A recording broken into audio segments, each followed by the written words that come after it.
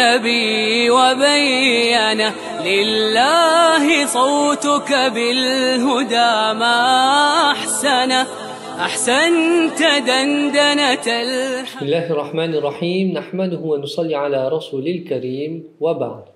Assalamu alaikum. Nous allons voir aujourd'hui ensemble une invocation. Une invocation que le prophète sallallahu alayhi wa sallam avait pour habitude de lire chaque jour après la prière du matin. Cette invocation est la suivante. Allahumma inni as'aluka ilman nafi'a wa rizqan tayyiba wa amalan mutaqabbala. Ô Allah, je te demande une science profitable, une subsistance pure et des actions acceptées. Le prophète sallallahu alayhi wa sallam récitait cette invocation-là le matin. Pourquoi? Car cela nous permet d'ancrer dans notre esprit nos trois objectifs de notre quotidien. Ces trois objectifs du quotidien, afin que nous ayons conscience de cela.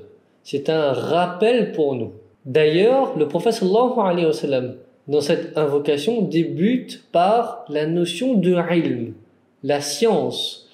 En effet, connaître ce qui est licite de l'illicite nous permet de mieux adorer Allah. Il ne faut pas oublier que l'invocation est une adoration. Et le prophète sallallahu alayhi wa sallam nous enseigne comment le faire.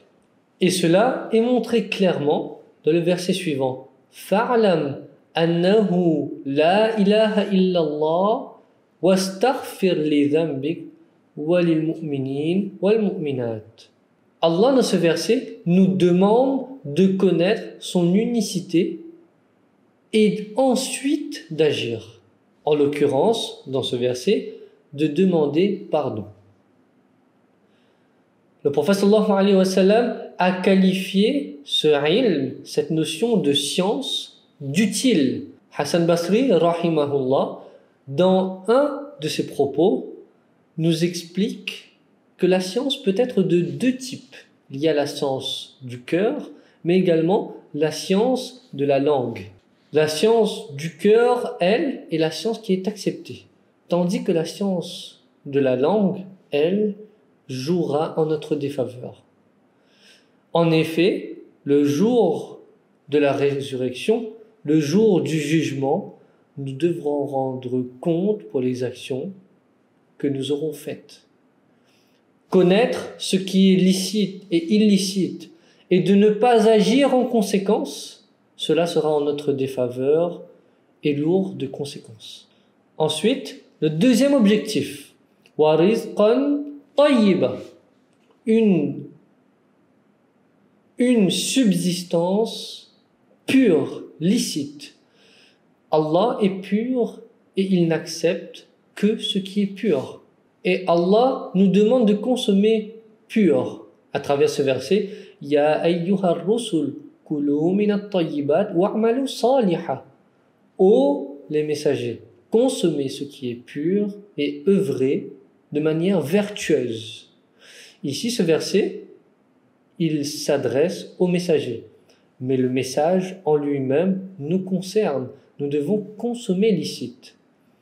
Le prophète sallallahu alayhi wa sallam nous le montre également clairement que l'invocation, l'acceptation de l'invocation est conditionnée aussi avec ce que nous consommons.